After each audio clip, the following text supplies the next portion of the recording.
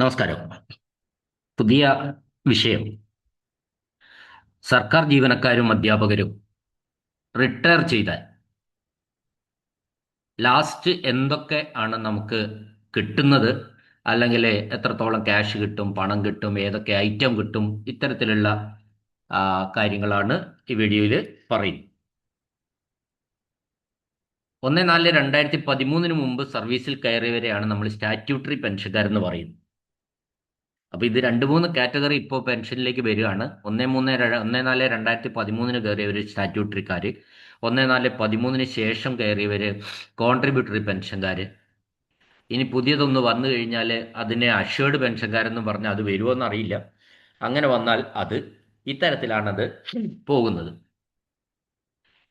അവരിൽ ചിലർക്ക് ഇത്തരത്തിലുള്ള ഒരു പിന്നെ ഇതിനെ സംബന്ധിച്ച് ധാരണയില്ലാത്ത കുറേ പേരുണ്ട്. ആ ധാരണയില്ലാത്ത കുറച്ച് എൻ്റെ സുഹൃത്തുക്കൾ പറഞ്ഞ് ഇത്തരത്തിലൊന്ന് ചെയ്യണമെന്ന് പറയുന്നതിൻ്റെ അടിസ്ഥാനത്തിലാണ് ഈ കണ്ടന്റ് എടുത്തിട്ടുള്ളത്. ആ, പിന്നെ ഒരുപാട് ആൾക്കാർക്ക് അറിയുന്നവരുണ്ട്. പിന്നെ താല്പര്യമുള്ളവർ ഇതൊന്ന് കേട്ടു നോക്കുക. നമുക്ക് സർക്കാർ ജീവനക്കാർക്ക് നിർബന്ധമായിട്ടുള്ള 3 സേവിങ്സ് കം ഇൻഷുറൻസ് സ്കീമുകളാണ്. 3 നിർബന്ധമാണ്. അത് സർവീസിൽ കയറി കഴിഞ്ഞാൽ പ്രൊബേഷൻ ഡിക്ലെയർ ചെയ്യണമെങ്കിൽ പോലും ഈ 3 നമ്മൾ നിർബന്ധമായിട്ടും എൻറോൾ ചെയ്തിരിക്കണം. അതിലൊന്ന് പ്രോവിഡന്റ് ഫണ്ടാണ്. പ്രോവിഡന്റ് ഫണ്ടിൽ സർക്കാർ സർവീസിലുള്ളവർക്ക് ജനറൽ പ്രോവിഡന്റ് GPF എന്ന് പറയും. എയ്ഡഡ് സ്കൂൾ പോലെയുള്ള സർവീസുകളിലുള്ളവർക്ക് പിന്നെ KSCPF ഒക്കെ ഉണ്ട്. രണ്ടാമത് സ്റ്റേറ്റ് ലൈഫ് ഇൻഷുറൻസാണ്. സ്റ്റേറ്റ് ലൈഫ് ഇൻഷുറൻസിൽ നമ്മൾ സർക്കാർ വ്യവസ്ഥ ചെയ്തിട്ടുള്ള പ്രീമിയം, അതൊരു സ്ലാബ് പോലെയാണ്. അത് ഓരോ ബേസിക് പേയും അടിസ്ഥാനപ്പെടുത്തിയിട്ടാണ് ആ SLI പ്രീമിയം ഈടാക്കുന്നത്. അതിനനുസരിച്ച് നമ്മളിപ്പോൾ അതിൽ പോളിസി എടുത്തിരിക്കണം. മൂന്നാമത്തത് ഗ്രൂപ്പ് ഇൻഷുറൻസ് സ്കീമാണ്. നമ്മൾ അത് പക്ക ഒരു ഇൻഷുറൻസ് സ്കീമാണ്. ഇൻഷുറൻസ് സ്കീമുമാണ്. നമ്മൾ അടച്ച പണം അല്പം പലിശ കൂട്ടി നമുക്ക് ലഭിക്കുകയും ചെയ്യും. രണ്ടും കൂടിയുള്ള ഒരു സ്കീമാണ്. അപ്പോൾ GIS ഈ 3 കാര്യങ്ങൾ, അപ്പോൾ PF, provident fund, state life insurance, group insurance. അപ്പോൾ ആദ്യം നമ്മൾ ഈ 3 പറ്റി പറഞ്ഞിട്ട് ബാക്കി പറയാം. നമുക്കറിയാം പ്രോവിഡന്റ് ഫണ്ടിൽ നമ്മൾ കയറി. അപ്പം ഞാൻ പറയുന്നത് എന്താ, ഇതെല്ലാം നമുക്ക് ആഫ്റ്റർ റിട്ടയർമെന്റ് എങ്ങനെ കിട്ടും, എന്താണ് അതിൻ്റെ മെച്ചം, എന്താണ് പിന്നെ പെൻഷൻ ഉണ്ട്, കമ്മ്യൂട്ടേഷൻ ഉണ്ട്, സറണ്ടർ ഉണ്ട്, ടെർമിനൽ സറണ്ടർ ഉണ്ട്, ഇങ്ങനെ സോറി ഗ്രാറ്റുവിറ്റി ഉണ്ട്, ടെർമിനൽ സറണ്ടർ ഉണ്ട്. ഈ ഐറ്റംസ് എല്ലാം പറയാനാണ് ഉദ്ദേശിക്കുന്നത്. അപ്പോൾ നമുക്കറിയാം നമ്മൾ പെൻഷന് ജീവനക്കാരൻ പിന്നെ സർവീസിൽ കയറിയത് മുതൽ പ്രോവിഡന്റ് ഫണ്ടിൽ ഡിപ്പോസിറ്റ് ചെയ്യുന്നുണ്ട്. ആ പ്രോവിഡന്റ് ഫണ്ടിൽ ബേസിക് പേയുടെ 6% ഡിപ്പോസിറ്റ് ചെയ്യണമെന്ന് നിർബന്ധമാണ്. 6%, അടിസ്ഥാന ശമ്പളത്തിന്റെ 6% നിർബന്ധമായിട്ടും ഡിപ്പോസിറ്റ് ചെയ്യണം. അതിൽ കൂടുതലാവാം, കുറയാൻ പാടില്ല എന്ന് മാത്രമേ ഉള്ളൂ. അപ്പൊ കാലങ്ങളായിട്ട് നമ്മൾ ഒരു 25-30 വർഷം സർവീസിലുള്ള ഒരാളാണെങ്കിൽ അയാൾ അത്രയും കൊല്ലം ഡിപ്പോസിറ്റ് ചെയ്ത പണം ആ പ്രോവിഡന്റ് ഫണ്ട് അക്കൗണ്ടിൽ ഉണ്ടാവും. അപ്പോൾ അത്രയും കാലം ഡിപ്പോസിറ്റ് ചെയ്ത പണം എന്ന് പറയുമ്പോൾ ഓരോ വർഷവും, അതാണ് ഒരു വർഷത്തെ ഡിപ്പോസിറ്റ് ഏകദേശം 8% പലിശ കണക്ക് കൂട്ടി അടുത്ത വർഷത്തെ ക്രെഡിറ്റിലേക്ക് ക്യാരി ഫോർവേഡ് ചെയ്യും. അപ്പോൾ അടുത്ത വർഷത്തെ ഡിപ്പോസിറ്റും ഈ ക്യാരി ഫോർവേഡ് ചെയ്ത തുകയുടെയും 8% ഏകദേശമാണ്. ഇൻട്രസ്റ്റ് ചെറിയ രീതിയിൽ മാറ്റങ്ങൾ വരാം. അടുത്ത വർഷത്തേക്ക് ക്യാരി ഫോർവേഡ് ചെയ്യും. അപ്പോൾ ഇതൊരു ക്യുമുലേറ്റീവ് എഫക്റ്റ് ആണ്. നമ്മൾ SIP ഒക്കെ ചെയ്യുന്ന പോലെ തന്നെ ഒരു പ്ലാനായിട്ട് വേണമെങ്കിൽ നമുക്ക് ഈ GPFന്റെ നിക്ഷേപത്തെ, നമുക്ക് പെൻഷന്റെ പ്രോവിഡന്റ് ഫണ്ടിന്റെ നിക്ഷേപത്തെ കണക്കാക്കാം. അല്ലെങ്കിൽ കൂട്ടുപലിശ പോലെ കണക്ക് കൂട്ടുന്നു. ഒരു വർഷത്തെ മുതലിന്റെ കൂട്ടത്തിൽ അതിന്റെ പലിശ കൂട്ടുന്നു. പിന്നെ ആ മുതലും പലിശയും കൂട്ടിയതിന്റെ പലിശയാണ് അടുത്ത വർഷം കൂട്ടുന്നത്. ആ രീതി. ഇതിന്റെ മറ്റൊരു പ്രത്യേകത എന്താന്ന് പറഞ്ഞാൽ, നമ്മൾ ഈ പ്രോവിഡന്റ് ഫണ്ടിൽ ഒരുപാട് പണം അവസാനം വളരെ കുറച്ച് ആൾക്കാർക്കേ ഉണ്ടാവാറുള്ളൂ. കാരണം എന്താണെന്ന് പറഞ്ഞാൽ, ഈ പ്രോവിഡന്റ് ഫണ്ടിന്റെ ഒരു പ്രത്യേകത 6 മാസം കൂടുമ്പോൾ അഡ്വാൻസ് എടുക്കാം. ഇപ്പൊ ഞാൻ കഴിഞ്ഞ ഏതോ ഒരു വീഡിയോയിൽ അഡ്വാൻസ് എന്ന് സോറി ലോൺ എടുക്കാമെന്നാണ് പക്ക അർത്ഥം. ലോൺ എടുക്കാമെന്ന് പറഞ്ഞപ്പോൾ ചിലർ പറഞ്ഞു അങ്ങനെ പറയരുത്, അഡ്വാൻസ് എടുക്കുക. അഡ്വാൻസ് ലോൺ എന്നൊക്കെ നമ്മൾ പറയുന്നത് ഒരേ അർത്ഥത്തിൽ തന്നെയാണ്. അപ്പോൾ അത് എടുക്കാം 6 മാസം കൂടുമ്പോൾ. നമ്മൾ ഏറ്റവും എളുപ്പത്തിൽ ജീവനക്കാരന് പെട്ടെന്ന് പെട്ടെന്ന് ആവശ്യങ്ങൾ വരുമ്പോൾ പെട്ടെന്ന് പോയിട്ട് PF നിന്ന് ഒരു ലോൺ എടുക്കുകയാണ് ചെയ്യുന്നത്. അപ്പോൾ അവർ പറയുന്ന ന്യായം എന്താന്ന് പറഞ്ഞാൽ, PF നിന്ന് ലോൺ എടുത്തു കഴിഞ്ഞാൽ പിന്നെ നമുക്ക് അതിന് പലിശ കൊടുക്കണ്ടല്ലോ എന്നാ. അപ്പോൾ പറഞ്ഞത് തെറ്റാണ്. പലിശ കൊടുക്കണം. പി എഫിൽ നിന്ന് ലോൺ എടുത്താൽ പലിശ കൊടുക്കണം. എങ്ങനെ പലിശ കൊടുക്കണം? അതൊരു ഇൻഡയറക്റ്റ് ആയിട്ട് നമ്മൾ പറയുകയാണെങ്കിൽ നമുക്ക് ആ സമയത്ത് കിട്ടേണ്ട 8% പലിശ ആ ക്യാപിറ്റലിൽ നിന്ന് നഷ്ടപ്പെടുകയാണ് ചെയ്യുന്നത്. ഫലത്തിൽ നമ്മൾ അപ്പോൾ അതിൻ്റെ അർത്ഥം എന്താ? 8% പലിശ കൊടുക്കുന്നു എന്ന് തന്നെയാണ്. കിട്ടാനുള്ള 8% നമുക്ക് ലോൺ എടുക്കുമ്പോൾ അത്രയും എമൗണ്ടിന് നഷ്ടപ്പെടുന്നുണ്ട്. പിന്നെ നോൺ റീഫ് തിരിച്ച് 10 വർഷം സർവീസ് ആയാൽ അല്ലെങ്കിൽ റിട്ടയർ ചെയ്യാൻ 10 വർഷം ഉണ്ടെങ്കിൽ നമുക്ക് പിന്നെ NRA അഥവാ നോൺ റീഫണ്ടബിൾ അഡ്വാൻസ്, തിരിച്ചടയ്ക്കേണ്ടാത്ത അഡ്വാൻസ് എടുക്കാം. ആ, എന്നാലും അത് സാധാരണ എല്ലാവരും ഒരു 99% ആൾക്കാരും ഇത്തരത്തില് ഒരു ലോണ് എടുത്തിട്ടുണ്ടാവും എന്ന കാര്യത്തിൽ അഡ്വാൻസ് എടുത്തിട്ടുണ്ടാവും എന്നാണ് നമ്മൾ അനുഭവത്തിൽ നിന്ന് മനസ്സിലാകുന്നത്. എന്നാൽ വളരെ റെയറായ 1 or 2% ഒക്കെ അല്ലാത്തവരുമുണ്ട്. അപ്പൊ അല്ലാത്തവരുണ്ടെങ്കിൽ തുടക്കം മുതൽ ഒരു 10,000 രൂപയൊക്കെ വെച്ച് നിക്ഷേപിക്കുകയാണ്. ഈ 10,000 രൂപ 30 വർഷം മുമ്പ് ഇപ്പം പറ്റും. ഇപ്പം വെച്ച് നിക്ഷേപിക്കുക. 10,000 രൂപയോ 5,000 രൂപ 8,000 രൂപയൊന്നും 30 കൊല്ലം ഇല്ല 25 കൊല്ലം മുമ്പ് നിക്ഷേപിക്കാൻ കഴിയില്ലായിരുന്നു. കാരണം എന്താ വെച്ചാൽ അന്ന് ആകെ ശമ്പളം 5,000 രൂപ തന്നെ ഇല്ലാത്ത ഒരവസ്ഥയുണ്ട്. എന്നാൽ ഇപ്പം പറ്റും. അങ്ങനെ പറ്റിയാൽ ഒരു 10,000 രൂപ വെച്ച് 25-30 കൊല്ലം നിക്ഷേപിക്കാൻ പറ്റിയാൽ തുടർച്ചയായിട്ട് ഒന്നും വിഡ്രോ ചെയ്യാതെ എടുക്കാൻ പറ്റിക്കഴിഞ്ഞാൽ ഏകദേശം ഒരു 1 crore 1 കോടിക്ക് മുകളിലൊക്കെ GPF ഉണ്ടാവും. പക്ഷെ ഇപ്പോഴത്തെ ആൾക്കാർക്ക് വളരെ കുറഞ്ഞ തുക മാത്രമേ അങ്ങനെ കണ്ടുവരുന്നുള്ളൂ പ്രോവിഡന്റ് ഫണ്ടിൽ. എന്നാലും ഇതെല്ലാം കഴിഞ്ഞാലും നമ്മൾ ലോൺ എടുത്തൊക്കെ ഉണ്ടെങ്കിലും അവസാനം ഒരു PF മോശമല്ലാത്ത ഒരു തുക ഉണ്ടാവും. അത് പിന്നെ ഓർമ്മിക്കേണ്ട ഒരു കാര്യം എന്താന്ന് പറഞ്ഞാൽ നമ്മൾ ഇത് സമ്പാദ്യമായിട്ട് നമ്മുടെ ജീവനക്കാരന്റെ ശമ്പളത്തിൽ നിന്ന് അവൻ സ്വമേധയാ അടച്ച സംഖ്യയാണ് പ്രോവിഡന്റ് ഫണ്ടിലുള്ളത്. അതിന്റെ പലിശയുമാണ് പ്രോവിഡന്റ് ഫണ്ടിലുള്ളത്. റിട്ടയർ ചെയ്യാൻ ഒരു 3 മാസമോ 5 മാസമോ ഒക്കെ ഉള്ളപ്പോൾ നമുക്ക് ആ സബ്സ്ക്രിപ്ഷൻ നിർത്തി ക്ലോഷറിന് കൊടുക്കാവുന്നതാണ്. അപ്പോൾ നമ്മൾ മനസ്സിലാക്കേണ്ട കാര്യം, ഇത് സർക്കാർ തരുന്നതല്ല, നമ്മൾ ജീവനക്കാരൻ അവന്റെ അക്കൗണ്ടിലേക്ക് ഡിപ്പോസിറ്റ് ചെയ്ത സംഖ്യയോ അതിന്റെ പലിശയുമാണ്. ഇത് എത്ര എന്ന് കൃത്യമായിട്ട് ഓരോരുത്തർക്കും വ്യത്യസ്തമാണ്. അതുകൊണ്ട് കൃത്യമായിട്ട് എത്ര എന്ന് പറയാൻ കഴിയില്ല.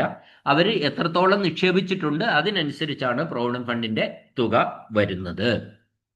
ഇനി നമ്മൾ രണ്ടാമത് സ്റ്റേറ്റ് ലൈഫ് ഇൻഷുറൻസിനെ കുറിച്ചാണ് പറയുന്നത്. ഇത് അപ്പോൾ പ്രോവിഡന്റ് ഫണ്ട് ആണ് നമുക്ക് കിട്ടുന്ന ഒന്ന്. രണ്ടാമത് സ്റ്റേറ്റ് ലൈഫ് ഇൻഷുറൻസ് ആണ്. അതിലും നമ്മൾ തുടക്കം മുതൽ ചേർന്നിട്ടുണ്ടാവും. അപ്പം നമ്മളെ ബേസിക് പേ കൂടുന്നതിനനുസരിച്ച് നമ്മൾ SLA കോൺട്രിബ്യൂഷനും നിർബന്ധമായിട്ടും കൂട്ടേണ്ടതുണ്ട്. അപ്പോൾ അതിന്റെ അടിസ്ഥാനത്തിൽ നമുക്ക് ഓരോ തവണയും നമ്മൾ കൂട്ടുന്നതിനനുസരിച്ച് ചിലപ്പോൾ അഡീഷണൽ പോളിസി ആയിരിക്കും, അല്ലെങ്കിൽ ആദ്യം തന്നെ വലിയൊരു പോളിസി എടുത്ത് കുറച്ചു കാലം നമ്മൾ അത് മാത്രം കൊണ്ടു നടക്കും. ആ രീതിയിലാണ് പോകുന്നത്. ഇപ്പൊ ചിലരെ സംബന്ധിച്ചിടത്തോളം 4-5 പോളിസികൾ ഉണ്ടാവും. ഓരോ പോളിസിയിലും അടയ്ക്കേണ്ട തുക എത്രയാണ്, അതിന്റെ സം അഷ്വേർഡ് എത്രയാണ്, ലാസ്റ്റ് അടവ് ഏത് മാസമാണ് എന്ന് കൃത്യം ഏകദേശം റിട്ടയർമെന്റിനോട് ചേർന്നാണ് ഈ അടവുകളൊക്കെ അവസാനിക്കുക. ആ ലാസ്റ്റ് അടവ് അടച്ചു കഴിഞ്ഞാൽ നമുക്ക് ഇതിന്റെ ഈ പോളിസി സർട്ടിഫിക്കറ്റ് വെച്ചിട്ട് ഇത് ക്ലോഷറിന് അപ്ലൈ ചെയ്യാവുന്നതാണ്. അപ്പോൾ പോളിസി ക്ലോഷറിന് അപ്ലൈ ചെയ്യുമ്പോൾ 2 കാര്യങ്ങൾ നമുക്ക് ഉണ്ടായിരിക്കണം. ഒന്ന്, നമ്മൾ പോളിസി സർട്ടിഫിക്കറ്റ് നമുക്ക് ഒപ്പം തരും. അതിന് ആ പോളിസിയുടെ ഒരു പാസ്ബുക്കും നമുക്ക് തന്നിട്ടുണ്ടാവും. അപ്പോൾ പാസ്ബുക്കിൽ നമ്മൾ ഫുള്ളായിട്ട് എൻട്രി നടത്ത് ഓരോ പേജും ടോട്ടൽ ചെയ്ത് അത് ക്യാരി ഫോർവേഡ് ചെയ്ത് പോർട്ടൽ ചെയ്ത് ലാസ്റ്റ് ഗ്രാൻഡ് ടോട്ടൽ അടിച്ച് അതിന്റെ ബന്ധപ്പെട്ട DDO ഓരോ ഏത് സ്ഥാപനത്തിലാണോ അവിടെ ആ പീരീഡിലൊക്കെ ഒപ്പിട്ട ഒരു പാസ്ബുക്ക് ഉണ്ടായിരിക്കണം. രണ്ടാമത് പോളിസി സർട്ടിഫിക്കറ്റും ഉണ്ടായിരിക്കണം.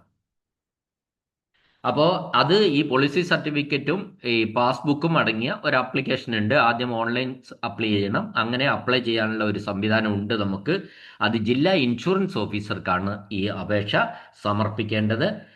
അത് എത്ര പോളിസി ഉണ്ടോ അത്രയും പോളിസി, ചിലപ്പോൾ SLA 5 പോളിസി ഉണ്ടെങ്കിൽ 5 അക്കൗണ്ട് നമ്പർ ഉണ്ട്, പോളിസി അക്കൗണ്ട് നമ്പർ ഉണ്ടാവും. നമുക്ക് 5 പോളിസി സർട്ടിഫിക്കറ്റ് ഉണ്ടാവും, 5 പാസ്ബുക്ക് ഉണ്ടാവും.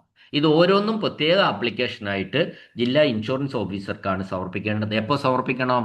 നമ്മൾ ലാസ്റ്റ് അടവ് കഴിഞ്ഞതിന് ശേഷം. ഓരോ പോളിസിയിൽ കൺസേൺഡ് പോളിസികളിൽ അവസാനത്തെ അടവ് കഴിഞ്ഞാൽ നമുക്ക് ഈ പോളിസി SLA ക്ലോസ് ചെയ്യാൻ വേണ്ടിയിട്ട് അപേക്ഷിക്കാവുന്നതാണ്. അപ്പോൾ ഇനിയിപ്പോൾ അത് സാധാരണഗതിയിൽ ബാങ്ക് അക്കൗണ്ടൊക്കെ അതിന് വേണ്ടി കൊടുക്കും. ആ ബാങ്ക് അക്കൗണ്ടിലേക്ക് എല്ലാം ക്ലോസ് ചെയ്തിട്ട് ക്യാഷ് ട്രാൻസ്ഫർ ചെയ്ത് വരുന്നതാണ്. ഇതാണ് അതിനെപ്പറ്റി പറയാനുള്ളത്. അതും എത്ര എന്ന് കൃത്യമായിട്ട് പറയാൻ കഴിയില്ല. ആ, ഒരു 1.5 ലക്ഷം ഉള്ളവരുണ്ടാവും, 2 ലക്ഷം ഉള്ളവരുണ്ടാവും, 3 ഉള്ളവരുണ്ടാവും. അത് നമ്മൾ എത്രത്തോളം തുകയുടെ പോളിസിയാണ് നമ്മൾ എടുത്തത് എന്നതിനെ ആശ്രയിച്ചിരിക്കുന്നു. ഇനി ചിലരെ സംബന്ധിച്ച് പോളിസി സർട്ടിഫിക്കറ്റ് ഒക്കെ നഷ്ടപ്പെട്ടിട്ടുണ്ടാവും. അത്തരം ആൾക്കാർക്ക് 500 രൂപയുടെ മുദ്ര പേപ്പറിൽ ഒരു മാറ്റർ ഉണ്ട്.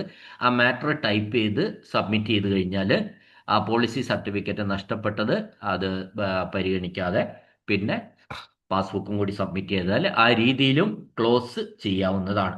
ഓർമ്മിക്കുക, ഇതും ഈ SLI എന്ന് പറയുന്നതും ജീവനക്കാരൻ ഓരോ മാസവും ചേർന്നത് മുതൽ അവൻ്റെ ശമ്പളത്തിൽ നിന്ന് പിന്നെ നിക്ഷേപിച്ച തുകയാണ് എന്ന കാര്യം നമ്മൾ ഓർമ്മിക്കുക. ഇപ്പോൾ റിട്ടയർ ചെയ്യുന്ന സമയത്ത് സർക്കാർ ഈ ജീവനക്കാരന് പ്രത്യേകമായി കൊടുക്കുന്നതല്ല.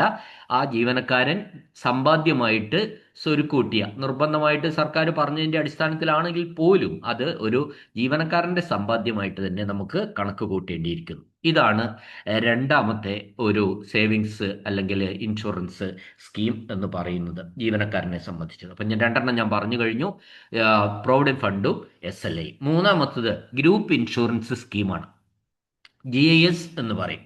GISും പിന്നെ ഇതൊരു വലിയ മെച്ചമില്ലാത്ത ഒരു സംഭവമാണ് ഗ്രൂപ്പ് ഇൻഷുറൻസ്. ഗ്രൂപ്പായിട്ട് ഒരു ഇൻഷുറൻസ് ചേർന്നിട്ടുള്ള സംവിധാനമാണ്. അത് ജീവനക്കാരൻ ഇല്ലാതായാലാണ് അതിൽ ഏറ്റവും കൂടുതൽ ബെനിഫിറ്റ് ഉള്ളത്.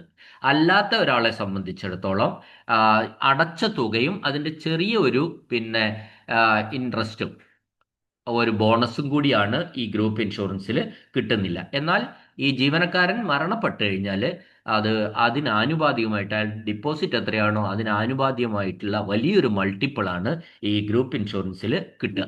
അപ്പോൾ അത്തരം ഒരു സ്കീമാണ് അതായത് പക്ക ഒരു ഇൻഷുറൻസ് സ്കീമാണ്, ജീവനക്കാരനെ സംബന്ധിച്ചിടത്തോളം ഒരു ഇൻഷുറൻസ് സ്കീമാണ് ഈ GIS എന്ന് പറയുന്നത്. അപ്പോൾ അതിൻ്റെ ഒരു പ്രത്യേകത എന്ന് വെച്ചാൽ ഇത് ക്ലോസ് ചെയ്യാൻ നമ്മൾ ആപ്ലിക്കേഷൻ കൊടുക്കേണ്ടത് ജില്ലാ ഇൻഷുറൻസ് ഓഫീസർക്കാണ്. SLIയും GISും ജില്ലാ ഇൻഷുറൻസ് ഓഫീസർക്കാണ് ക്ലോസ് ചെയ്യാൻ വേണ്ടി അപേക്ഷ കൊടുക്കേണ്ടത്. ഇതിൻ്റെ ക്ലോഷറിന് ഒരു പ്രത്യേകത എന്താണെന്ന് പറഞ്ഞാൽ സർവീസിലെ അവസാനത്തെ ശമ്പളവും മേടിച്ചതിന് ശേഷം മാത്രമേ ഇത് ക്ലോസ് ചെയ്യാൻ ആപ്ലിക്കേഷൻ കൊടുക്കാൻ കഴിയുള്ളൂ. കാരണം ഏറ്റവും ലാസ്റ്റ് സാലറിയിൽ പോലും നമ്മൾ ഈ GISന്റെ കോൺട്രിബ്യൂഷൻ അടച്ചിരിക്കണം എന്നാണ്. അത് നിർബന്ധമാണ്. അത് ഗ്രൂപ്പ് ഇൻഷുറൻസ് ആ ലാസ്റ്റ് മന്ത് നമ്മൾ ഒരു മാസം നമുക്ക് എന്തെങ്കിലും പറ്റിയാൽ പോലും അതിൻ്റെ എമൗണ്ട് കിട്ടാൻ വേണ്ടിയിട്ടാണ് അത്. അപ്പം ലാസ്റ്റ് സാലറി, സർവീസിലെ അവസാന ശമ്പളവും വാങ്ങിയതിന് ശേഷം മാത്രമേ ക്ലോഷറിന് വേണ്ടിയിട്ട് കൊടുക്കാൻ വേണ്ടി കഴിയുള്ളൂ. ഇതിന് പോളിസി സർട്ടിഫിക്കറ്റ് സാധാരണഗതിയിൽ ഇല്ല. GISന് പോളിസി സർട്ടിഫിക്കറ്റ് ഇല്ല, കാരണം അതൊരു ഗ്രൂപ്പ് ഇൻഷുറൻസ് സ്കീം ആയതുകൊണ്ട് തന്നെ. എന്നാൽ അക്കൗണ്ട് നമ്പറും, ആദ്യകാലത്ത് അക്കൗണ്ട് നമ്പറും ഇല്ലായിരുന്നു, ഇപ്പോൾ അക്കൗണ്ട് നമ്പർ ഉണ്ട്. പിന്നെ പാസ്ബുക്ക് മെയിൻറ്റെയിൻ ചെയ്തിരിക്കണം, അത് നിർബന്ധമാണ്. അപ്പോൾ ജില്ലാ ഇൻഷുറൻസ് ഓഫീസർക്കാണ് അപേക്ഷ കൊടുക്കേണ്ടത്. ഈ അക്കൗണ്ടിലേക്ക് അതിൻ്റെ ക്യാഷ് വരികയാണ് ചെയ്യുന്നത്. ഇപ്പം 3 ഞാൻ പറഞ്ഞു കഴിഞ്ഞു: provident fund, state life insurance, group insurance. അടുത്ത് ഇത് മൂന്നും പിന്നെ നമ്മുടെ ജീവനക്കാർ അവൻ്റെ കാലങ്ങളായിട്ട് അവൻ്റെ ശമ്പളത്തിൽ നിന്ന് നിക്ഷേപിച്ച തുകകളാണ് എന്ന കാര്യം നമ്മൾ തിരിച്ചറിയേണ്ടതാണ്. അടുത്തത് DCRG ആണ്, ഡെത്ത് കം റിട്ടയർമെന്റ് ഗ്രാറ്റുവിറ്റി എന്ന് പറയും. ഇപ്പൊ സർക്കാർ സർവീസിലുള്ള എല്ലാവർക്കും ലഭിക്കുന്ന ഒന്നാണ് DCRG അഥവാ പിന്നെ ഡെത്ത് കം റിട്ടയർമെന്റ് ഗ്രാറ്റുവിറ്റി എന്ന് പറയുന്നത്. അത് ലഭിക്കുന്നത് എങ്ങനെയാണെന്ന് വെച്ചാൽ നമ്മൾ ഈ ഗ്രാറ്റുവിറ്റി കണക്ക് കൂട്ടുന്നത് ഒരു വർഷത്തെ സർവീസിന് അരമാസത്തെ ശമ്പളം, അങ്ങനെയാണ്. ഒരു വർഷത്തെ സർവീസിന് അരമാസത്തെ ശമ്പളം.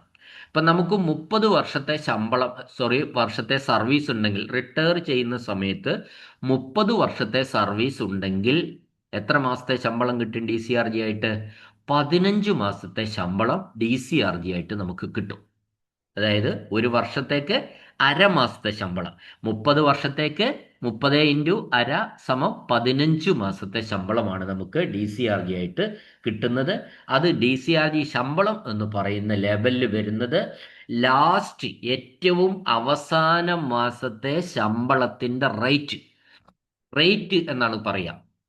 അപ്പൊ ചിലർക്ക് ഇപ്പോൾ അവസാനത്തെ മാസത്തിന്റെ റിട്ടയർ ചെയ്യാൻ 5 ദിവസം ഉള്ളവർക്കൊക്കെ ചിലപ്പോൾ പ്രൊമോഷൻ കിട്ടാറുണ്ട്. ചില കാറ്റഗറിയിലേക്കൊക്കെ. അങ്ങനെ 5 ദിവസത്തേക്ക് പ്രൊമോഷൻ കിട്ടിയാൽ അവസാനത്തെ മാസത്തിന്റെ അല്ലെങ്കിൽ അവസാനത്തെ ദിവസത്തിന്റെ റേറ്റ് അവിടെ ഫിക്സേഷൻ ഒക്കെ വരുമ്പോൾ ഈവൻ 28 ഫിക്സേഷൻ പോലുള്ള ഫിക്സേഷൻ ഒക്കെയാണ് കിട്ടുന്നതെങ്കിൽ 2 ഇൻക്രിമെന്റിന്റെ മാറ്റം ബേസിക് പേയിൽ വരികയാണ്. അപ്പോൾ ആ റേറ്റ് ആണ് നമ്മൾ DCRGക്ക് എടുക്കുന്നത്. അത് പേ പ്ലസ് DA എന്ന് പറയുന്നതാണ് അവിടെ ശമ്പളം. HRA ഇല്ല. ബേസിക് പേയുടെയും പ്ലസ് അതിന്റെ DAയുടെയും കാലാകാലങ്ങളിൽ അനുവദിക്കപ്പെട്ടിട്ടുള്ള അതിന്റെ DAയുടെയും ഇത്ര എന്നാണ് നമ്മൾ കണക്ക് കൂട്ടുക DCRGക്ക്. അതായത് അതാണ് ശമ്പളം. അരമാസത്തെ ശമ്പളം എന്ന് പറയുന്നത് ആ ലാസ്റ്റ് ദിവസത്തെ റേറ്റ് എത്രയാണോ അത് ബേസിക് പേ പ്ലസ് DA. പേ പ്ലസ് DA ആണ് ശമ്പളമായിട്ട് കണക്ക് കൂട്ടുന്നത്. ഞാനൊരു എക്സാമ്പിൾ പറഞ്ഞു കഴിഞ്ഞാൽ അവസാനത്തെ ലാസ്റ്റ് പേ എന്ന് പറയുന്നത് 52,000 രൂപയാണ് ഒരു ജീവനക്കാരൻ. ഇപ്പോഴത്തെ റേറ്റ് അനുസരിച്ച് 35% DA, അപ്പോൾ 18,200. അപ്പോൾ ആകെ 70,200 രൂപ എന്ന് കിട്ടുന്നു. 52,000 ബേസിക് പേ ഉള്ള ഒരു ജീവനക്കാരന് പേ പ്ലസ് DA എന്ന് പറയുന്നത് 70,200 രൂപ. അദ്ദേഹത്തിന് 24 വർഷം സർവീസ് ആകെ ഉണ്ടായിരുന്നത്. അതുകൊണ്ട് അദ്ദേഹം എന്ത് ചെയ്യും? ഈ 70,200 ഗുണിക്കണം 12, അരമാസം 12 മാസത്തെ, അപ്പോൾ 8,42,400 രൂപ അദ്ദേഹത്തിന് DCRG ആയിട്ട് ഗ്രാറ്റുവിറ്റി ആയിട്ട് ലഭിക്കും. DCRGയെ സംബന്ധിച്ചിടത്തോളം DCRG മാക്സിമം എന്ന് പറയുന്നത് 17 ലക്ഷത്തിൽ ലിമിറ്റ് ചെയ്തിട്ടുണ്ട്. ഇപ്പോൾ ഒരാൾക്ക് DCRG കണക്ക് കൂട്ടിയപ്പോൾ 19 ലക്ഷമായി പോയാലും ഇപ്പോഴത്തെ പേറിവിഷൻ പ്രകാരം അത് 17 ലക്ഷമായിട്ട് ലിമിറ്റ് ചെയ്തിട്ടുണ്ട്. ഈ DCRG കൊടുക്കണമെങ്കിൽ AGയുടെ അക്കൗണ്ടന്റ് ജനറലിന്റെ ഓതറൈസേഷൻ ആവശ്യമാണ്. സാധാരണഗതിയിൽ പെൻഷൻ പാസ്സായി വരുന്നതിനോടൊപ്പം തന്നെയാണ് ഈ DCRGയും പാസ്സായി വരിക. അടുത്തത്, അപ്പോൾ DCRG കഴിഞ്ഞു. ഇനി DCRGയെ പറ്റി എല്ലാവർക്കും ഒരു ധാരണയായിട്ടുണ്ടാവും. അടുത്തത് ഇപ്പം ഞാൻ 4 പറഞ്ഞു കഴിഞ്ഞു: provident fund, state life insurance, group insurance, DCRG. അടുത്തത് കമ്മ്യൂട്ടേഷനാണ്. കമ്മ്യൂട്ടേഷൻ എന്ന് പറയുന്നത് സ്റ്റാറ്റ്യൂട്ടറി പെൻഷൻകാർക്ക് ഉള്ള ഒരു പ്രത്യേക ആനുകൂല്യമാണ് ഈ കമ്മ്യൂട്ടേഷൻ എന്ന് പറയുന്നത്. കമ്മ്യൂട്ടേഷന്റെ ഒരു പ്രത്യേകത എന്താന്ന് പറഞ്ഞാൽ, നമ്മളുടെ അടിസ്ഥാന പെൻഷന്റെ 40% 12 വർഷത്തേക്ക് കണക്ക് കൂട്ടിയിട്ട് ഒരുമിച്ച് കൊടുക്കുന്നതാണ് ശരിക്കും കമ്മ്യൂട്ടേഷൻ എന്ന് പറയുന്നത്. 12 വർഷത്തേക്കുള്ള പെൻഷൻ, ആ ആകെ പെൻഷന്റെ അടിസ്ഥാന പെൻഷന്റെ 40% പരമാവധി കമ്മ്യൂട്ട് ചെയ്യുക എന്ന് പറയുന്നതിൽ തന്നെ അതിൽ അർത്ഥമുണ്ട്. അത് 12 വർഷത്തേക്ക് കൊടുക്കും. അത് ഒരു ബൾക്കായിട്ട് ഒരുമിച്ചൊരു സംഖ്യ കൊടുക്കുകയാണ്. റിട്ടയർ ചെയ്യുന്നവരെ സംബന്ധിച്ച് അത് ഈ കിട്ടുന്ന സംഖ്യ വലിയ ഒരു സഹായമാണ്. ഏതെങ്കിലും കല്യാണങ്ങളോ അത്തരത്തിലെ വീട് വെക്കുകയോ ഒക്കെ ചെയ്യുന്നവരെ സംബന്ധിച്ച് ഈ കമ്മ്യൂട്ടേഷൻ തുക വലിയ ഒരു അനുഗ്രഹമായിട്ട് ആണ് നിൽക്കുന്നത്. ഇവിടെ ഞാൻ കമ്മ്യൂട്ടേഷന്റെ ഒരു എക്സാമ്പിൾ പറയാം. ഇപ്പോൾ നമ്മൾ എടുത്തിരിക്കുന്ന ശമ്പളം തന്നെ എടുക്കാം. നമുക്കറിയാം, പെൻഷൻ എന്ന് പറയുന്നത് അവസാനത്തെ 10 മാസത്തെ ശമ്പളത്തിന്റെ ശരാശരി എടുത്തിട്ടാണ് പെൻഷൻ കാണുന്നത്. ഇപ്പൊ നോക്കുക, നമ്മൾ 52,000 രൂപ ബേസിക് പെൻഷൻ, അടിസ്ഥാന പെൻഷൻ അല്ല, അവസാനത്തെ 10 മാസത്തെ ശമ്പളത്തിന്റെ ബേസിക് പേയുടെ ശരാശരി എന്ന് പറയുന്നത് ഈ ജീവനക്കാരന് 52,000 എന്ന് വിചാരിക്കുക. അദ്ദേഹം 30 വർഷം സർവീസ് ഉണ്ടെങ്കിൽ അദ്ദേഹത്തിന്റെ അടിസ്ഥാന പെൻഷൻ എത്രയാവും? 26,000 ആവും. 54,000 എടുക്കാം. ഞാനിവിടെ കണക്ക് കൂട്ടിയിൽ ഒരു ചെറിയ മാറ്റമുണ്ട്. അപ്പോൾ അത് നമുക്ക് 54,000 എന്ന് എടുക്കാം. അപ്പോൾ ബേസിക് പേ 54,000 ഉള്ള ബേസിക് പേ അല്ല, അവസാനത്തെ 10 മാസത്തെ ശമ്പളത്തിന്റെ ശരാശരി എന്ന് പറയുന്ന 54,000 ഉള്ള ഒരു ജീവനക്കാരൻ, അദ്ദേഹത്തിന് 30 വർഷം സർവീസ് ഉണ്ടായിരുന്നുവെങ്കിൽ അദ്ദേഹത്തിന്റെ ബേസിക് പെൻഷൻ 27,000 രൂപ കിട്ടും. ആവറേജ് 10 മാസത്തെ ശരാശരിയുടെ പകുതിയാണ് ശരിക്കും 30 വർഷം സർവീസ് ഉണ്ടെങ്കിൽ കിട്ടുക. അടിസ്ഥാന ശമ്പളത്തിന്റെ അവസാന ബേസിക് പേയുടെ പകുതിയാണ് 30 വർഷം സർവീസ് ഉണ്ടെങ്കിൽ പെൻഷൻ കിട്ടുക. എന്നാൽ ഇവിടെ ഇദ്ദേഹത്തിന് 24 വർഷമേ ഉള്ളൂ. അപ്പം നമ്മൾ എന്ത് ചെയ്യണം? ഈ 30 വർഷമാണെങ്കിൽ 27,000. അപ്പോൾ 27,000 ഗുണിക്കണം 24/30 എന്ന് ഗുണിക്കേണ്ടിയിരിക്കുന്നു. അപ്പോൾ അങ്ങനെ വരുമ്പോൾ അദ്ദേഹത്തിന്റെ ബേസിക് പെൻഷൻ കുറയുകയാണ് ചെയ്യുക. കാരണം അദ്ദേഹത്തിന് 24 വർഷം മാത്രമേ സർവീസ് ഉള്ളൂ. അപ്പോൾ പെൻഷൻ എത്രയായി? ബേസിക് പെൻഷൻ എന്ന് പറയുന്നത് 21,600 രൂപയായി. ആ 21,600 രൂപയാണ് ഇദ്ദേഹത്തിന്റെ ബേസിക് പെൻഷൻ. 24 വർഷം സർവീസേ ഉള്ളൂ. ലാസ്റ്റ് അവസാനത്തെ 10 മാസത്തെ ശമ്പളത്തിന് ബേസിക് പേയുടെ ആവറേജ് എന്ന് പറയുന്നത് 54,000 ആണ്. അപ്പൊ ഇതിന്റെ 40%, ഈ 21,600 എന്ന് പറയുന്നതിന്റെ 40% കമ്മ്യൂട്ട് ചെയ്യാൻ പോവാണ്. അങ്ങനെ അതിന്റെ 40% എന്ന് പറയുന്നത് 8,640 രൂപയാണ് 40%. അതിനെ 12 കൊണ്ട് ഗുണിക്കും. ഗുണിക്കണം 12, ഗുണിക്കണം ഈ ഒരു കമ്മ്യൂട്ടേഷൻ ഫാക്ടർ എന്ന് പറയുന്ന ഒരു ഒന്നുണ്ട്. അത് മറ്റു പല ഘടകങ്ങളെ ആശ്രയിച്ചാണ്. ഒരു 56-ാമത്തെ വയസ്സിൽ റിട്ടയർ ചെയ്യുന്ന ഒരാൾക്ക് 11.1 എന്ന് പറയുന്നതാണ് കമ്മ്യൂട്ടേഷൻ ഫാക്ടർ. ഇത് മൂന്നും കൂടി ഗുണിക്കും. അതായത് 40% അടിസ്ഥാന പെൻഷന്റെ 40%, 8,640 ഗുണിക്കണം 12 ഗുണിക്കണം 11.1. അങ്ങനെ ഇത് കൂടെ മൂന്നും കൂടെ ഗുണിച്ചാൽ 11,50,848 രൂപ കിട്ടും. 11,50,848 രൂപ കിട്ടും. ഇതാണ് കമ്മ്യൂട്ടേഷൻ എന്ന് പറയുന്നത്. ഈ കമ്മ്യൂട്ടേഷൻ നമുക്ക് ഒരുമിച്ച് കയ്യിൽ കിട്ടുകയാണ് ചെയ്യുന്നത്. പെൻഷനോടൊപ്പം ഈ കമ്മ്യൂട്ടേഷൻ നമ്മൾ അപ്ലൈ ചെയ്തിട്ടുണ്ടെങ്കിൽ പെൻഷനോടൊപ്പം DCRGയോടൊപ്പം ഈ കമ്മ്യൂട്ടേഷൻ നമുക്ക് പാസ്സായി വരും എന്നാണ് നമ്മൾ മനസ്സിലാക്കേണ്ട കാര്യം. അപ്പോൾ വലിയൊരു സംഖ്യ. ഈ കമ്മ്യൂട്ടേഷന് നേരത്തെ DCRG പോലെ പരിധിയില്ല. എത്രയാണോ കണക്ക് കൂട്ടി കിട്ടുന്നത് അത് മുഴുവനും കമ്മ്യൂട്ടേഷൻ സംഖ്യയായിട്ട് കിട്ടും. കുഴപ്പം എവിടെയാണ്?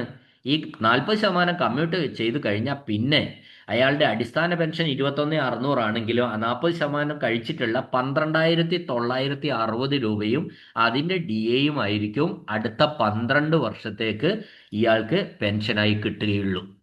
കമ്മ്യൂട്ട് ചെയ്ത് കഴിഞ്ഞാൽ അതിൻ്റെ ബാക്കി ഭാഗം മാത്രമേ, റെഡ്യൂസ്ഡ് പെൻഷൻ മാത്രമേ അദ്ദേഹത്തിന് കിട്ടുകയുള്ളൂ. 12 വർഷം കഴിഞ്ഞാൽ വീണ്ടും ഈ ആദ്യമുണ്ടായിരുന്ന ഫുൾ പെൻഷൻ അയാൾക്ക് തിരിച്ച് വരികയും ചെയ്യും.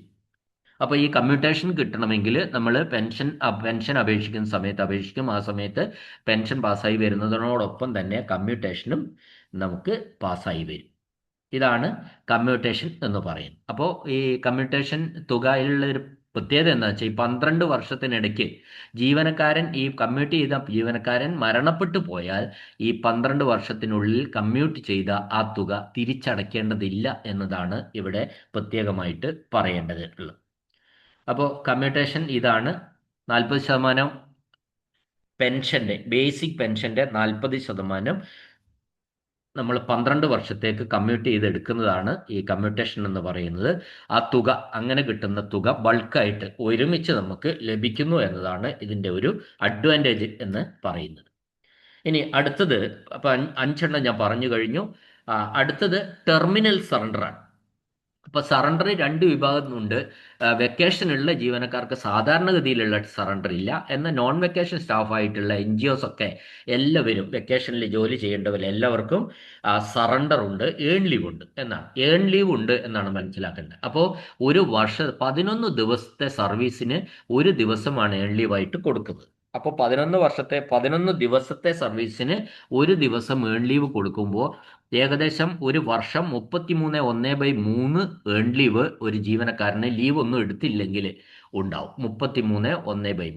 അപ്പോൾ അത് മിക്കവാറും ഓരോ വർഷവും ഈ 33/1/3 ഏൺ ലീവ് എന്ന് പറയുന്നത് ഒന്നുകിൽ അയാൾക്ക് ലീവായിട്ട് എടുക്കാം, അല്ലെങ്കിൽ ഈ ലീവ് വിറ്റ് പണം മേടിക്കാം. അതിനാണ് നമ്മൾ സറണ്ടർ ചെയ്യുക എന്ന് പറയുക. വിറ്റ് ക്യാഷാക്കി മാറ്റുക, പണമാക്കി മാറ്റുക. അപ്പോൾ സാധാരണഗതിയിൽ എല്ലാ വർഷവും എല്ലാവരും ഒരു വർഷം പരമാവധി 30 വരെ സറണ്ടർ ചെയ്യാം, വിറ്റ് പണമാക്കാമെന്ന വ്യവസ്ഥയുണ്ട്.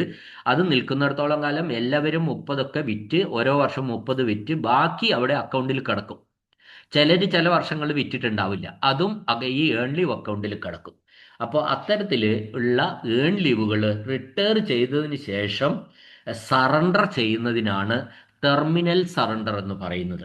ആഫ്റ്റർ റിട്ടയർമെന്റ്, മറ്റത് സാധാരണ സറണ്ടറാണ്.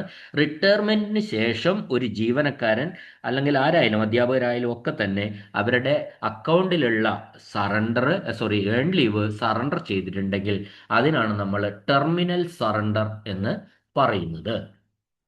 അപ്പോൾ ഇത് ടെർമിനൽ സറണ്ടർ എന്ന് പറയുന്നത് അവസാനത്തെ ബേസിക് പേ വെച്ചിട്ടാണ് ടെർമിനൽ സറണ്ടർ കണക്ക് കൂട്ടുക. അപ്പോൾ 300 ദിവസം വരെയുള്ള ഏൺ ലീവ് നമുക്ക് വിൽക്കാം.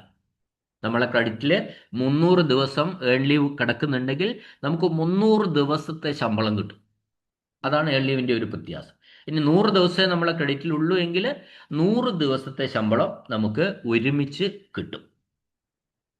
അപ്പോൾ സാധാരണഗതി അധ്യാപകർക്കും ഇത് കിട്ടും. അധ്യാപകർക്കാണ് മറ്റ് വെക്കേഷൻ സ്റ്റാഫിൽ വരുന്ന ആൾക്കാർക്ക് എന്തെങ്കിലും വെക്കേഷനിൽ ജോലി ചെയ്തിട്ടുണ്ടെങ്കിൽ പരീക്ഷ മൂല്യനിർണ്ണയം, പരീക്ഷ ഡ്യൂട്ടികൾ, മറ്റെന്തെങ്കിലും ഡ്യൂട്ടികൾ, നിർബന്ധിത ഡ്യൂട്ടികൾ, കോഴ്സുകൾ, ഇതിനൊക്കെ അറ്റൻഡ് ചെയ്തിട്ടുണ്ടെങ്കിൽ ഡ്യൂട്ടി സർട്ടിഫിക്കറ്റ് അവർക്ക് ഉണ്ടാവും. അവർ പിന്നെ അത് കണക്ക് കൂട്ടി ഓരോ വർഷവും ഏൺ ലീവ് അക്കൗണ്ടിലേക്ക് സാധാരണഗതിയിൽ ക്രെഡിറ്റ് ചെയ്യും. ആ ക്രെഡിറ്റ് ചെയ്ത് കഴിഞ്ഞാൽ ആ ഏൺ ലീവ് അക്കൗണ്ടിൽ അത് കിടക്കും. അത് അപ്പോൾ നമുക്ക് ഈ റിട്ടയർ ചെയ്തതിന് ശേഷം അവർക്കും ഈ ക്രെഡിറ്റിലുള്ള ലീവ്, ഏൺ ലീവ് സറണ്ടർ ചെയ്യാവുന്നതാണ്, അല്ലെങ്കിൽ വിറ്റ് പൈസ മേടിക്കാവുന്ന.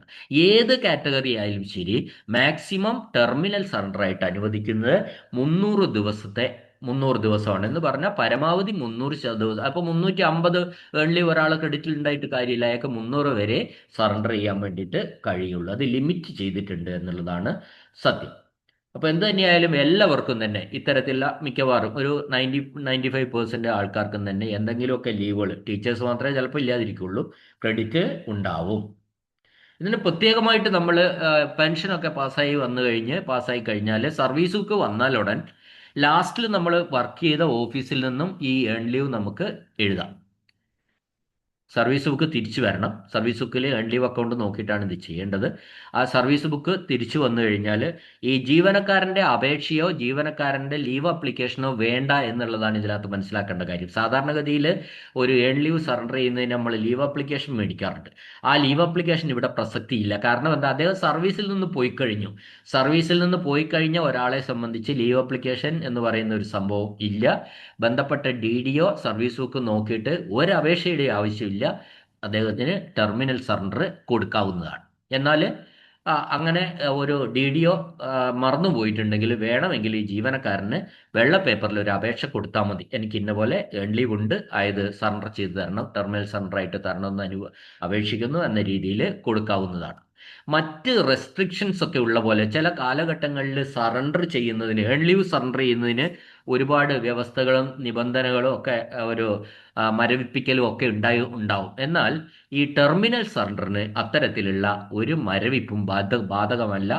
അത് റിട്ടയർ ചെയ്ത് കഴിഞ്ഞാൽ അതൊന്നും ബാധകമല്ല, അവർക്ക് കൃത്യമായിട്ട് കൊടുക്കുകയാണ് ചെയ്യുന്നു.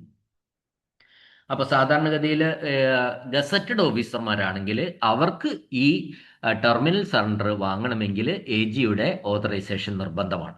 അപ്പോൾ അവർ ചെയ്യേണ്ടത് എന്താണെന്ന് വെച്ചാൽ, ഗസറ്റഡ് ഓഫീസറുടെ സർവീസ് ബുക്ക് എവിടെയാണോ സൂക്ഷിക്കുന്നത് അവിടെ നിന്നാണ് ഈ ടെർമിനൽ സറണ്ടർ പാസ്സാക്കേണ്ടി വരിക. ആ പാസ്സാക്കി കഴിഞ്ഞ് ടെർമിനൽ സറണ്ടർ സാങ്ഷൻ ചെയ്ത് AGയിലേക്ക് അയച്ചു കഴിഞ്ഞാൽ AG അതിൻ്റെ കൺസേൺഡ് ഓതറൈസേഷൻ നൽകി പേ സ്ലിപ്പ് നൽകും. അതിൻ്റെ അടിസ്ഥാനത്തിൽ ഗസറ്റഡ് ഓഫീസർക്ക് വാങ്ങാം. ഇത് ഗസറ്റഡ് ഓഫീസർക്ക് മാത്രമാണ്. ബാക്കി എല്ലാവർക്കും അവസാനം ജോലി ചെയ്ത സ്ഥാപനത്തിൽ നിന്ന് ടെർമിനൽ സറണ്ടറായിട്ട് ഏൺ ലീവ് കൊടുക്കാവുന്നതാണ്. ഇപ്പോൾ ഞാൻ 6 ഐറ്റംസാണ് പറഞ്ഞിരിക്കുന്നത്. ഇപ്പോൾ ഇതിന് പുറമെ വരുന്ന ഒരു സാധനം LIC ആണ്. പക്ഷേ LIC നമ്മളെ ശമ്പളവുമായി ബന്ധപ്പെട്ട ഒന്നല്ല. കാരണം ജീവനക്കാരൻ അത് പുറത്തു നിന്ന് LIC ഗവൺമെൻറ്റിൽ പൈസ പിടിക്കുന്നുണ്ട്, വേണമെങ്കിൽ പിടിക്കാം. ജീവനക്കാരൻ അപേക്ഷിച്ചാൽ LICയിലേക്കുള്ള പണം ശമ്പളത്തിൽ നിന്ന് പിടിച്ചടയ്ക്കാമെന്ന് മാത്രമേ ഉള്ളൂ. അല്ലാതെ LICയും ശമ്പളവുമായിട്ട് ബന്ധമൊന്നുമില്ല. അതുകൊണ്ട് LICയിൽ കിട്ടുന്ന പണത്തെ നമ്മൾ ഇത്തരത്തിൽ റിട്ടയർ ചെയ്യുമ്പോൾ കിട്ടുന്ന ഒരു പണമായിട്ട് വ്യാഖ്യാനിക്കുന്നില്ല. അപ്പോൾ ഇത്രയുമാണ് ഒരു സർവീസിലിരിക്കെ സർവീസ് കഴിഞ്ഞ് റിട്ടയർ ചെയ്യുന്ന ഒരു ജീവനക്കാരനെ സംബന്ധിച്ചിടത്തോളം അദ്ദേഹത്തിന് കിട്ടുന്ന ആനുകൂല്യങ്ങൾ എന്ന് പറയുന്നത് ഇത്രയുമാണ്. ഒരിക്കൽ കൂടി 6 ഐറ്റംസ് ആണുള്ളത്. 1 provident fund, 2 state life insurance, 3 group insurance, 4 death come retirement gratuity DCRG, 5 commutation, 6 terminal surrender. ഇത്രയും കാര്യങ്ങളാണ് റിട്ടയർ ചെയ്യുന്ന ഒരു ഉദ്യോഗസ്ഥന് റിട്ടയർമെന്റ് ബെനിഫിറ്റ്, അല്ലെങ്കിൽ അദ്ദേഹത്തിൻ്റെ സമ്പാദ്യം തിരിച്ചു കിട്ടുന്നതൊക്കെ ആയിട്ട് രണ്ടുമാണ്. എല്ലാം ഗവൺമെൻറ് കൊടുക്കുന്നതാണെന്നല്ല പറഞ്ഞത്. ഇത് പകുതി അദ്ദേഹത്തിൻ്റെ സമ്പാദ്യമാണ്, ബാക്കി ഗവൺമെൻറ് കൊടുക്കുന്നതുമാണ്. ഇതാണ് നമ്മൾ ഇതിനെ സംബന്ധിച്ച് പറയാനുള്ളത്. ഇത് കൂടാതെ നമുക്ക് ഓരോ മാസവും പെൻഷൻ കൃത്യമായിട്ട് ഓരോ മാസവും പെൻഷൻ റെഡ്യൂസ്ഡ് പെൻഷൻ ആയിരിക്കും. കമ്മ്യൂട്ടേഷന് ശേഷമുള്ള പെൻഷനെയാണ് നമ്മൾ റെഡ്യൂസ്ഡ് പെൻഷൻ എന്ന് പറയുന്നത്. റെഡ്യൂസ്ഡ് പെൻഷനും ഫുൾ DAയും നമുക്ക് ജീവനക്കാർക്ക് കിട്ടുന്നതാണ്. പെൻഷൻ എപ്പോഴും നമ്മളിപ്പോൾ സാധാരണഗതിയിൽ പറയുന്നത് എന്താണെന്ന് വെച്ചാൽ പെൻഷൻ മുൻകൂറാണ്. ഒരു മാസത്തെ പെൻഷൻ എന്ന് പറയുന്നത് മുൻകൂറായിട്ടാണ് കൊടുക്കുന്നത്. ഉദാഹരണം പറഞ്ഞാൽ ഇപ്പോൾ മെയ് 31 റിട്ടയർ ചെയ്യുന്ന ഒരാൾ, മെയ് 31 അദ്ദേഹം ഒരു ജീവനക്കാരൻ റിട്ടയർ ചെയ്തത് എങ്കിൽ ആ ജീവനക്കാരന് മെയ് മാസത്തെ ശമ്പളം എപ്പോൾ കിട്ടും? ജൂൺ 2-ാം തീയതി, 1-ാം തീയതിയോ 2-ാം തീയതിയോ 3-ാം തീയതിയോ കിട്ടും. അതേപോലെ തന്നെ അദ്ദേഹത്തിന് ജൂൺ മാസം അത് മെയ്യിലാണ് 31 റിട്ടയർ ചെയ്തത്. അപ്പോൾ ജൂൺ മാസം മുതൽ പെൻഷനാണ്. ജൂൺ മാസത്തെ പെൻഷനും ജൂൺ 1-ാം തീയതി കിട്ടും. അപ്പോൾ ജീവനക്കാരെ സംബന്ധിച്ചിടത്തോളം പെൻഷനും പിന്നെ ശമ്പളവും ഒരുമിച്ച് വരുന്ന ഒരു മാസമുണ്ട്. അത് നമ്മൾ റിട്ടയർ ചെയ്തതിൻ്റെ തൊട്ടടുത്ത മാസമാണ്. എല്ലാവർക്കും ഒരു അവയർനെസ് വീഡിയോ ആണ് ഞാൻ ചെയ്തത്. പിന്നെ കാര്യങ്ങളൊക്കെ എല്ലാവർക്കും അറിയാം. ഒരുപാട് പേർക്ക് ഒരു 60% 70% കാര്യങ്ങൾ ആൾക്കാർക്കും ഈ കാര്യങ്ങൾ അറിയുന്നതാണ്. ഇങ്ങനെ അറിയാത്തവരും ഉണ്ട്. അവർ ആവശ്യപ്പെട്ടതിൻ്റെ അടിസ്ഥാനത്തിലാണ് ഞാൻ. അല്ലാത്തവർക്കും കേൾക്കാം, കേട്ട് നോക്ക്. പിന്നെ ചിലർക്ക് സംശയം ഇതിനെ സാധിച്ച് അത് അങ്ങനെയല്ല ഇങ്ങനെയല്ല എന്നൊക്കെ അഭിപ്രായം ഉണ്ടാവും. അതൊക്കെ നിങ്ങൾ കമൻറ്റിൽ ചെയ്തോളൂ. പിന്നെ ഇത്തരത്തിലുള്ള വീഡിയോസ് നിങ്ങൾക്ക് ഇഷ്ടപ്പെടുന്നുണ്ടാവുമെന്ന് ഞാൻ വിചാരിക്കുന്നു. എസ്പെഷ്യലി ജീവനക്കാർ മാത്രമല്ല, പിന്നെ ജീവനക്കാരുടെ വീട്ടിലുള്ളവർക്കും. പിന്നെ ഇപ്പോൾ ഒരു ഉദാഹരണം പറയാലേ, പിന്നെ എൻ്റെ അച്ഛൻ അടുത്ത മാസം റിട്ടയർ ചെയ്യാണ്. അപ്പോൾ അച്ഛൻ എന്തൊക്കെ കിട്ടുമെന്നൊക്കെ ആകാംക്ഷയുള്ള മക്കളും ഉണ്ട്. അല്ലെ അമ്മ റിട്ടയർ ചെയ്യാണ്, അമ്മയ്ക്ക് റിട്ടയർ ചെയ്യുമ്പോൾ എന്തൊക്കെ കിട്ടുമെന്ന ആകാംക്ഷയുള്ള മക്കളും ഉണ്ടാകാം. അപ്പോൾ തീർച്ചയായിട്ടും അവരൊക്കെ ഒന്ന് കേട്ട് നോക്കാം. ഇതൊരു കുത്തിത്തിരിപ്പിന് വേണ്ടിയിട്ടുണ്ടാക്കിയതല്ല വീട്ടിൽ. അപ്പോൾ വെറുതെ ഒരു അവയർനെസ്സിനൊക്കെയാണ് നമുക്ക് റിട്ടയർ ചെയ്യുമ്പോഴുള്ള ആനുകൂല്യങ്ങൾ എന്ന് പറയാൻ വേണ്ടി മാത്രമാണ് ഈ വീഡിയോ ചെയ്തത്. നിങ്ങൾക്ക് ഇത്തരത്തിലുള്ള വീഡിയോസ് ഇഷ്ടപ്പെട്ടുന്നുണ്ടെങ്കിൽ ദയവായിട്ട് ഒരു റിക്വസ്റ്റ് മാത്രമേ ഉള്ളൂ, ഈ ചാനൽ ഒന്ന് സബ്സ്ക്രൈബ് ചെയ്യുക എന്ന് മാത്രം പറഞ്ഞുകൊണ്ട് എന്നെ കേട്ട എല്ലാവർക്കും നന്ദി, നമസ്കാരം.